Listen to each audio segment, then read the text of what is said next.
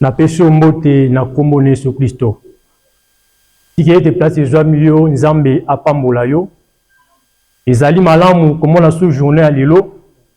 So tomoni journée ya lelo toleki ba o bakufi na eloko moko te. Toleki ba o bakoti ba mort na eloko moko te. Mais ça juste grâce au Nzambe asali kata bomo na yo. Na bien tovandi oza kolanda ngai. Parce que na moment où tu as un message moko o ezali très important pour na bomo no pe pour na vie na ngai. Mais yango to banda na kosenga après zwami yo okangi misto to bondela muke et pas Nzambe. Seigneur Jésus, merci pour la grâce au salinga sur na moment lelo. Ce qui na moni moment au Seigneur ezala makasi ngati ezala makasi na yo. Merci nenge sur au salete na leka sur na chaîne o na journée lelo. Ce qui na leki Seigneur na leki ba o ba leki na eloko moko te. Yango na tiki moment o kati maboko na yo na sengi présence au katalier o ba na biso to koma suna suka lokumu ekozonge pa na yo. Na bengandi be stream nyonso ya mabe o ezo confesser kombo na otekatalier o et que nebisika bikauka au nom puissant de Jésus-Christ. Présence na au Seigneur ezala katalier o na tiki nyonso kata maboko na yo yango na sengi na lobi au nom puissant de Jésus-Christ Nazareth. Amen. Mon frère, ma sœur, ezali malamu komona sous journée à lelo. Na bien que na moya lelo na ilo message moko o ezali très important pour nos peuples na bombo na ngai. Thème na ngai lelo ezali ya mutuya, ezali thème moko vraiment ezali ya mutuya mingi pour na ngai. Thème yango ezali question. O yimo ko pesa réponse na bombo na yo. Thème yango ezani, thème yango ezala français. Ezali où passeras-tu ton éternité après la mort? Où passeras-tu ton éternité après la mort? Mon frère, ma sœur, oza la mokili, oza kolia, oza komela, oza kovager, oza kosala nosta mokili. Mon frère, ma sœur, yeba ete, on va la rendez-vous moko, oyo kokima yango te. Rendez-vous yango eza liwa. Olinga te, mon frère, ma sœur, okokufa mukolo moko. Mon frère, mais ce que tu fais pour le moko, place où on peut passer et tu as tout na yo. Parce que c'est la mokili, mon frère, ma soeur, moza mokilité. Na mokilo belemo ozali le paya. Na mokilo belemo ozali pèlerin au koleka mukolo moko. Et ba muté que place où on a kufi place na ko passer et tu na nga simalio na ngai. Mon frère, ma soeur, Zamba Lingio. À ce moment que on a un message au mokolo lilo. Mais mon frère, avant la banda, au à la verset Luc chapitre 16. Frère Jean, au côté de verset Luc chapitre 16, le verset 19 à 29. Amen. Il y avait un homme riche qui était vêtu de pourpre et de fin lait et qui chaque jour menait joyeuse et brillante vie. Un pauvre nommé Lazare était couché à sa porte, couvert d'ulcères et de désirs de se rassasier des miettes qui tombaient de la table du riche. Et même les chiens venaient encore lécher ses ulcères. Les pauvres mourut et les fit porter par les anges dans le sein d'Abraham. Les riches mourut aussi. Et il fut enseveli dans le séjour des morts. Et il se leva les yeux et tandis qu'il était employé au tourment. Et il vit de loin Abraham et Lazare dans son sein. Il cria, Père Abraham, aie pitié de moi. Et envoyez Lazare pour qu'il trempe un bout de son doigt dans l'eau et me rafraîchisse la langue. Car je souffre cruellement dans cette flamme. Abraham répondit, mon enfant, souviens-toi que tu as réussi tes biens pendant ta vie et que Lazare a eu des maux pendant les siens. Maintenant, il est ici consolé et toi tu souffres. D'ailleurs, il y a entre nous et vous un abîme. Enfin, ceux qui ne voudraient passer d'ici vers vous et de là vers nous ne puissent le faire. Le riche dit, je te prie donc, Père Abraham, d'envoyer Lazare dans la maison de mon père, car j'ai 5 frères. C'est pour qu'il leur atteste ces choses, afin qu'ils ne viennent pas aussi dans ces lieux de tourment. Abraham répondit, ils ont Moïse et les prophètes qui les écoutent. Et il dit, non Abraham, non Père Abraham, mais si quelqu'un de mort va vers eux et ils se repentiront. Amen. Amen. Maloba ya Nzambe. Bien-aimé, parole au batani lelo ezali maloba nangate eza maloba nzambe. Automoni ete Nzambe apesi biso histoire moko o eza ya mutu ya mingi pono pepo na ngape na tongo lelo. Yesu alobi ete ezalaki na deux personnes bazalaki na mokili. Moko azalaki na mbongo, mosusu azalaki na mbongo te.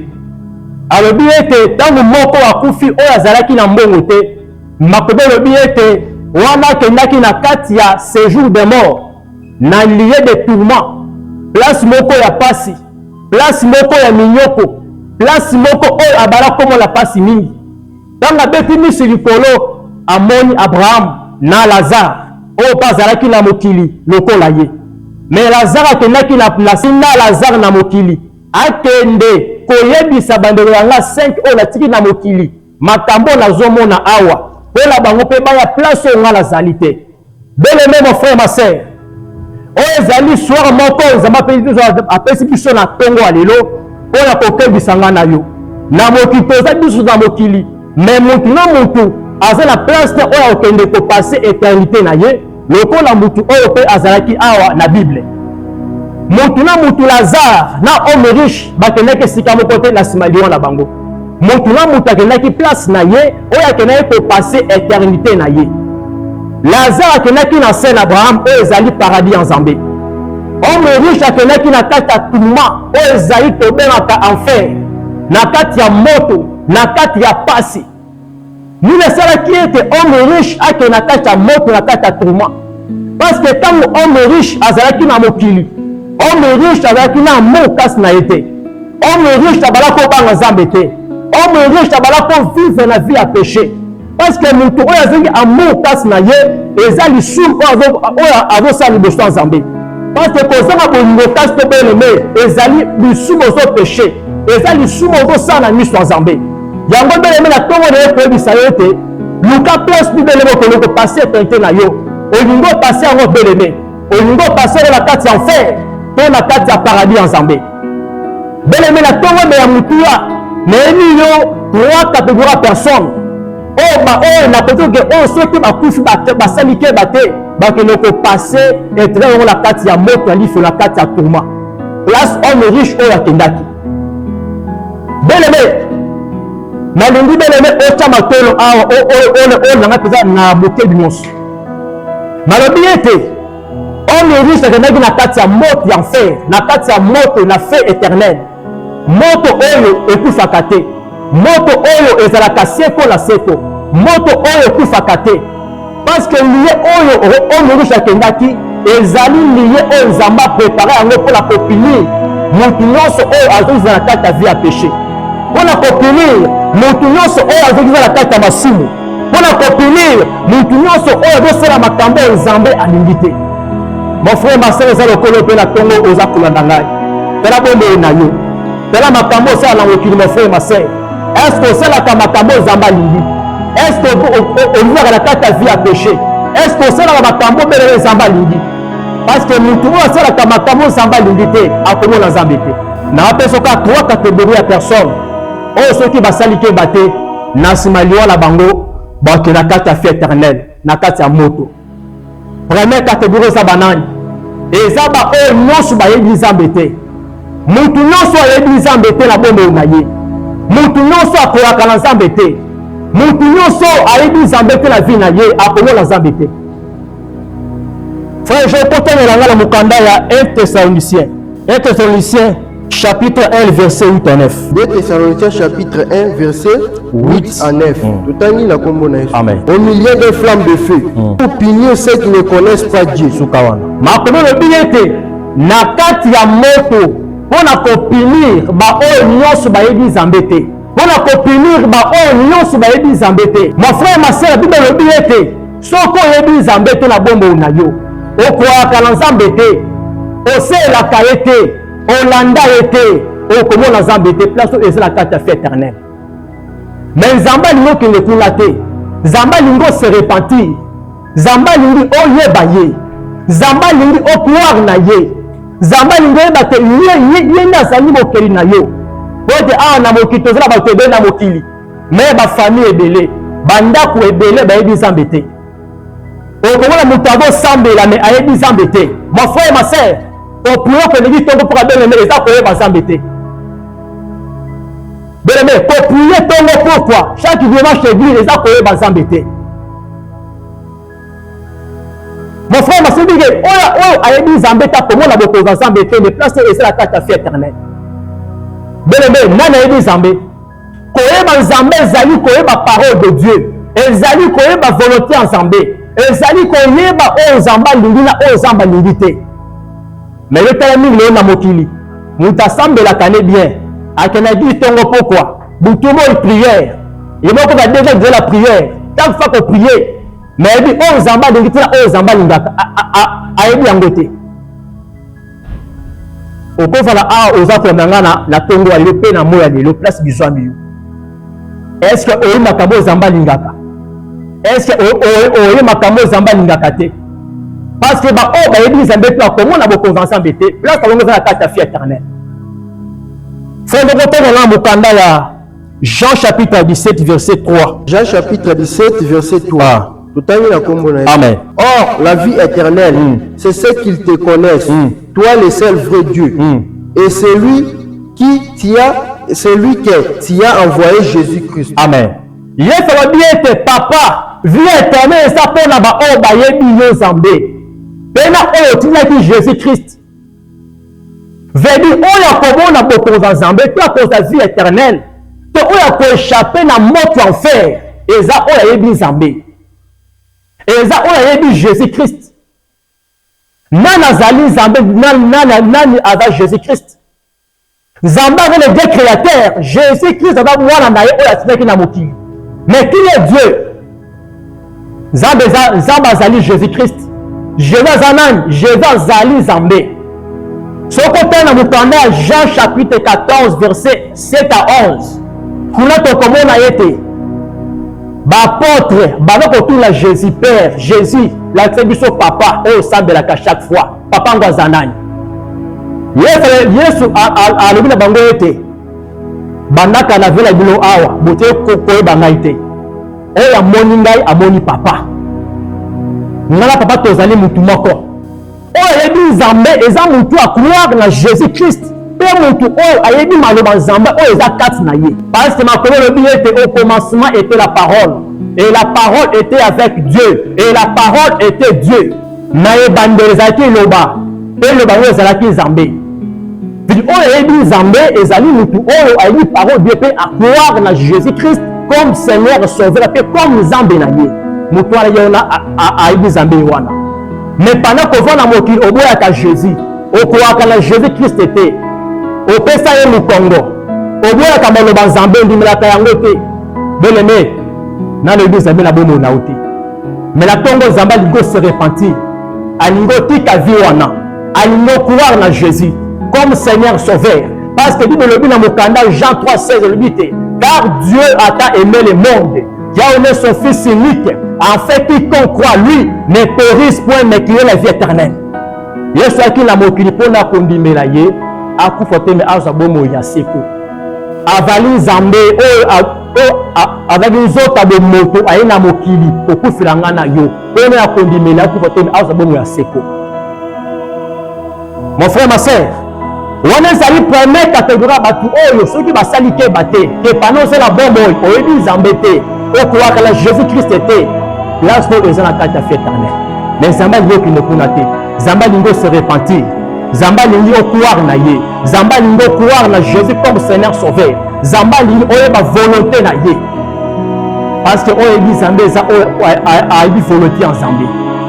Soko sambela kame oyebi volonté Zamba la bomo na ote. Okomo na Zambé te. Mais Zamba lingo se repentir. Croire na Jésus comme Seigneur sauveur. Deuxième catégorie.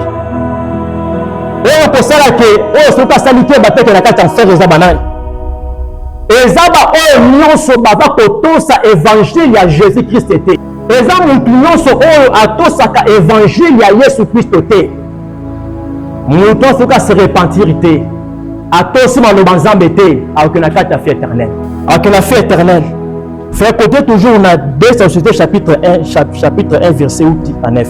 Au milieu d'une flamme de feu, pour punir ceux qui ne connaissent pas Dieu et ceux qui n'obéissent pas à l'évangile de notre Seigneur Jésus. Amen. Alors, il y a 4 motos pour la punir. Ba o nyonso ba yebi zambete. Pena ba o nyonso ba zo boya kotosa évangile ya Jésus Christ.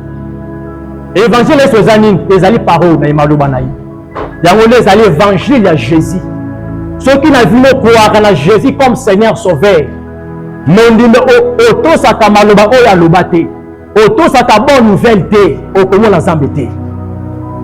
Lelo okomo mutu aote l'église. Maloba zamba tosa ka yango te. Maloba nzambe ça on la pratique te. Comment la nzambe na bomo na yo. Comment cause la vie éternelle. Mon frère ma sœur ya mutu ezali kama maloba nzambe la pratique. Mon frère ma sœur ya mutu ezali tout ça évangile à Jésus. Mon frère ma sœur mon frère ma sœur ya mutu ezali tout ça parole de Dieu. Tiens on a mis ça la bien-aimé pour nos vie éternelle parce que ça on comment nzambe te.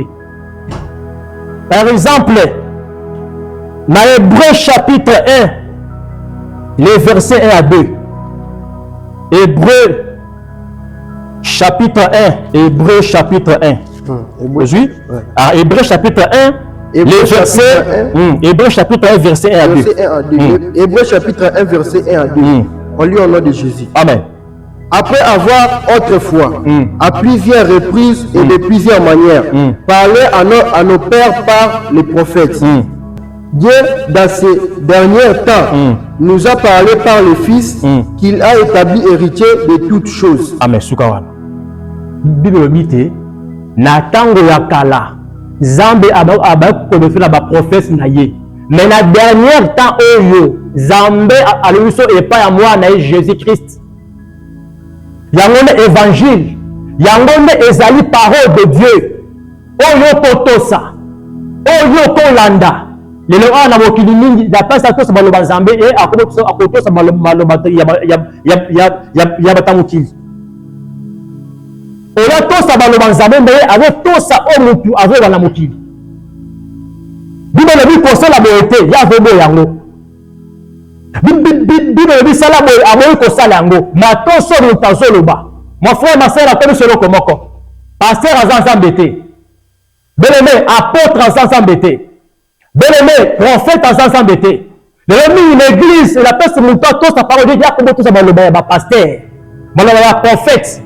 À ta prophète, le bien, comme les actes bibliques qui étaient en Dimi Yango. En Dimi Yango. Ma caméra, il me dit, sala. Les ceux qui passent à l'eau, sala au sali. Docteur a dit sala au sali. Évangile a dit sala au sali. Okoba musu akomo loba te nzambe atala ka mitema atala ka banda te. Mon frère ma sœur, nzambe atala ka libanda te. Nzambe atala ka partout. Na kasta libanda nzambe atala ka. Exemple moke na kopesa yo. Tala makomi. Frère tanga la mukama 1 Corinthiens. Kwa toka oyo Bible lobi toka oyo évangile lobi. 1 Corinthiens chapitre 15, les versets 1 à 2. 1 Corinthiens chapitre 15, les versets 1 à 2. Je vous rappelle, frère, l'évangile que je vous ai annoncé, que vous avez réussi, dans lequel vous avez persévéré, et par lequel vous êtes sauvés. Et si vous les retenez tel que je vous l'ai annoncé, autrement, vous auriez cru en vain. Atomoni apôtre Paul, avant qu'on sabata Corinthe, avant on était bon évangile au mal à Téibino. Maloba nzambe o ngala Téibino. Donc on va ndeka na Téibino ngobongo. Ceux qui vont tosi en bongo te, boko za to bondimi ya pamba. Et le mingi ba croire na Jésus comme Seigneur Sauveur. Ba na rappel église. Mais maloba o Bible lobi, parole de Dieu bazo tosi en ngote. Maloba nzambe bazo croire na ngote. Comment na nzambe? Zamba lingi autos évangile. Zamba lingi autos amaloba na yo autant la pratique. Autant na misala. La repère verset musus. O commence à dire le nomine d'église malotos maloba zambete. Et bref, dans 1 Timothée chapitre 2 verset 9 à 15. 1 Timothée chapitre 2, le verset 9 à 15. Je veux aussi que les femmes vêtues d'une manière décente, avec pudeur et modestie, ne séparant ni de tresses, ni d'or, ni de perles, ni habits somptueux, mais qu'elles séparant de bonnes œuvres, comme il convient à la femme qui font profession de service de service. Évangile obi nalingi mwana mwasi alata desama, nalingi mwana mwasi alata ebulato moko ya malamu, elateli oyo Nzambe akosepela nango, elateli oyo eza korefete gloire ya Nzambe. Maloba oyo Nzambe alobi yango wana, me yo tala mingi na eglise lelo bakosa maloba Nzambe te. Tala elatela basere, tala elatela bato ya mokili, moto abiki andimeli Jésus-Christ comme Seigneur Sauveur, mais tala façon ya bileba na ye. Mingi oyo basere na biso église, mingi na basi façon ya bilema eza ndenge nini. Yobi lata malamu, lata desama, lata ma oyo elateli oyo Nzambe akosepela, elateli oyo eza korefete gloire Nzambe. Yotala na l'église elo mingi comment basere bakendaka église, okomona moto abili azosambela me amini jupe, avotambola to libanda, avotambola suto somonana, avotambola avec tolan, avotambola na bilambo elamba moko transparent nyonso akati osomonana. Olobi naza mwana Nzambe, olobi nazali chrétien, olobi naza servant de Dieu, olobi naza maman prophétesse, olobi naza protocole, olobi naza diaconesse d'église. Mais tala façon ya bilema na yo ozota babe na miso ya Nzambe. Ma sœur, tala façon ataka wana est-ce que eza malamu na miso ya Nzambe? Ndenge oyotaka bongo bilamba eza transparent bamini jipe oyoke nango église, oyoke église mpona koyoka parole bete oyoke mpona koseduire bapaster. Ma sœur, oyoke na église mpona koseduire to mpona koyoka baloba Nzambe. Parce que mwasi nyonso oyo azoyaka mabe aza bilamba ya mabe na miso ya Nzambe ezali impudicité oyo ava kosala. Parce que impudicité ava kosala ezango to ava mariage te, mais pendant que ozoyaka mabe na miso ya Nzambe bilamba eza transparent, pendant que ozotambola mibali bazolula yo eyeba kozokometre moko impudicité na miso ya Nzambe, ozosala moko ekobo na miso ya Nzambe. Babiki etenaki eglise wape okomi koadore Nzambe, ozoyembela Nzambe. Bien-aimé, ma sœur, c'est repentir. Ma sœur, c'est repentir parce que Jésus revient bientôt. Depuis le moment où on couche la façon à billet, on a aucun droit. On couche la billet, on a zolata. Et là, tu es sexy. Et là, tu es bilama transparent. Bamini, bakola. Non, soit quatre hommes, non, soit dessiné, ni banana yo. Aucun autre après le wana yo. Mon frère, ma sœur, aucun autre après le wana yo. Zamba lingi bien-aimé, on se repentir. Zamba lingi, mon frère, ma sœur, on se repentir. Parce que Jésus revient bientôt. Parce que ceux qui ont été bien-aimés, il lui a pas à penser na yo. Il lui a pas à causer la yo. Mon frère, ma soeur, il lui a pas à causer la yo. Ils ont payé na yo. Trop koufi. Place que le passé éternité. Na kati ya moto ali c'est l'auto na kati ya paradis en Zambie. Fait côté verset 1. Qui font profession de servir Dieu. Que les femmes écoutent l'instruction en silence avec une entière soumission. Je ne permets pas à la femme d'enseigner ni de prendre de l'autorité sur l'homme. Mais elle doit demeurer dans le silence, car Adam a été formé le premier et Ève ensuite. Et ce n'est pas Adam qui a été séduit, c'est la femme qui séduit se rendir coupable de transgression. Amen. Amen. Amen. L'évangile sur le bin à Selobi, Zamba lobi était nalingi mwasi avant la kimia. Nalingi mwasi enseigné te. Nalingi mwasi à l'autorité du courant globalité. Mais t'as les makambi de ça. Et le mingi bazo to sa sur évangile en zambété. Mingi bazo to sa parole de Dieu te. Le to comme na basi ba apôtre. To comme na basi ba pasteur. To comme na basi ba évangéliste. To comme na basi ba prophétesse ba frère de l'église. Mon frère, ma sœur, on a liban d'évangile. Ma sœur, on a liban d'évangile. Évangile permet moi na moi si enseigner te. Évangile permet moi na moi ça faire l'église te. Évangile permettre moi ça autorité de faire l'humanité. On a nini. On a moi si nous la joie de yende azala qui séduit. Nous le zamba boyike moi ça consénété. Parce que moi c'est là qui séduit, et voilà qui séduit. Ah voilà qui séduit. Mais moi c'est là qui séduit. Donc le but était moi si et Seigneur avant la qui met la soumission à cause d'autorité de faire l'humanité. Le donc comme moi ça fait l'église. Mais comment la montou est responsable à être fou comme il bosse à moi ça tient beaucoup. Un responsable papa ce qui a pas la combien dans moi snanda comme être fou comme il bosse à moi ça de la pasteur à tient beaucoup. Mon frère, on a dit que moi c'est déjà autorité du pays na yo. Oh te me parle de moi sur oyo. Moi c'est à l'autorité du pays na yo à comment la Zambie. Jamais moi c'est pour l'autorité de ton mobile. Surtout le mobile, l'autorité de tout à moi aussi, à l'autorité du pays na yo. Et comment la Zambie. Mobile de fait à l'autorité de ton mobile. À l'autorité de pays à moi aussi. Ma sœur, bengola moté, ma sœur repentir bien aimé. Jésus a l'ingio, tout ça, zonga l'évangile. Zonga la parole de Dieu. On va lire la parole bien aimé. Zonga maloban zamba, zamba l'ingio. Zamba linga peut sauver. Zamba linga sauver amna yo. Zamba linga peut sauver mon seko. Mais pour nous savoir mon seko, c'est zonga la parole de Dieu. Zonga maloban zamba mon frère, ma sœur. Tout ça évangile en Zambie. Parce que le billet est, bah on y sort. Tous ces évangiles embêtés, donc il y a une vie éternelle. Voilà, deuxième catégorie. Fait quand tu as la troisième catégorie pour la possible ça. Troisième catégorie, ça banane. Et ça va oignon sur basant l'Apocalypse chapitre 21 verset 8. Et ça va tout oignon sur oyo basant la carte Apocalypse chapitre 21 verset 8. Tout oignon sur voilà ceux qui va saliter battre. Que babomoli metema la bombe na bangote ba que na vie éternelle mais zamba ningo qui ne connaît zamba ningo se repentir faut étaler dans l'Apocalypse chapitre 21 verset 8.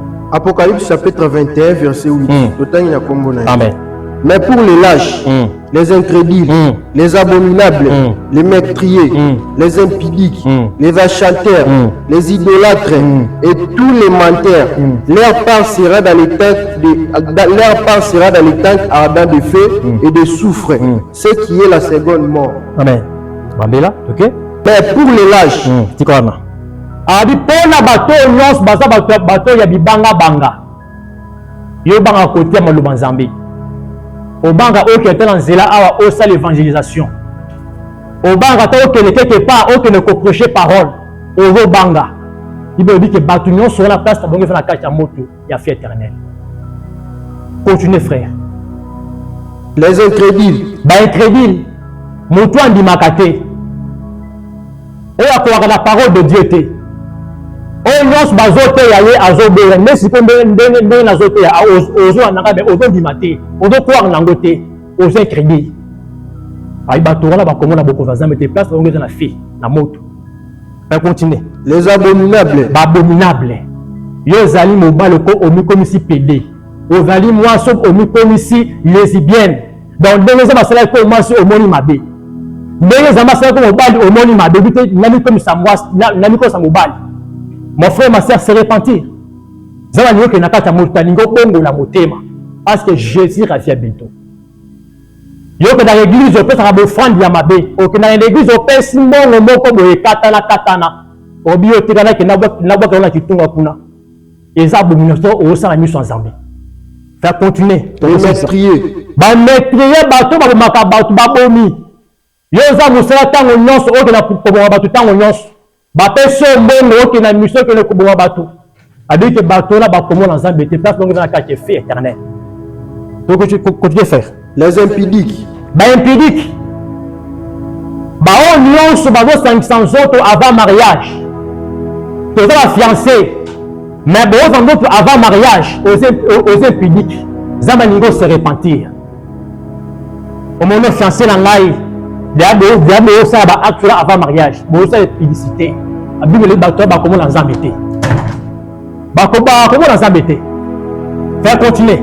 Les vachanteurs. Continuer. Les idolâtres. Idolâtres. On s'akendaka fukami liboso ekeko. Avoir adoré ekeko. Abione zambelanga. Ozo adoré ye. Na d'église bote bikeko. Bato babi bakomona zambete. Bobongo la mitema. Continuez frère. Et tous les menteurs. Leur part sera dans les tanks ardents de feu. Nama o nyonso bakosaka. Yo pona ona il faut kosa. Pona ondela il faut kosa.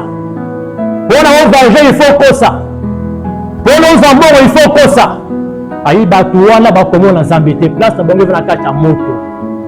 Na kati ya moto enfer, na kati ya feu éternel. Mais mon frère, ma soeur, Zambali yo kende kuna te. Zambali ngo kongo la motema parce qu'alingi yo. Alinga pe so vie éternelle.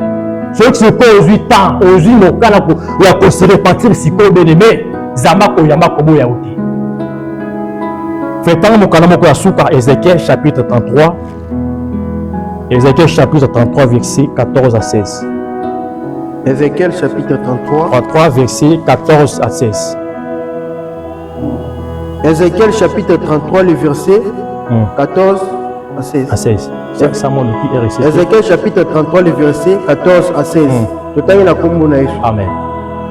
Lorsque je dis au méchant, tu mourras, s'il revient de son péché et pratique la droiture et la justice, s'il rend l'engagé, s'il restitue ce qu'il a ravi, s'il suit les préceptes qui donnent la vie, sans commettre l'iniquité, il vivra, il ne mourra pas. Tous les péchés qu'il a commis seront oubliés. Il pratique la droiture et la justice, il vivra. Amen. Sukawana. Ibolobiete. Toki musumu kimoko. Abongoni motema na ye. Atiki mabe. Akomo pratiquer justice. Akomo kosa makambo nzamba lingi. Zamba lobiete. Masuma mutu wane kolimi sama. Zamba koyamba ye. Akofa boko ne pona koyamba ye. Mon frère, ma soeur, ça le ko la yope na moment o la ningai. Non seulement bien-aimé, les apôtres qui n'ont fierté, mais les apôtres se repentir.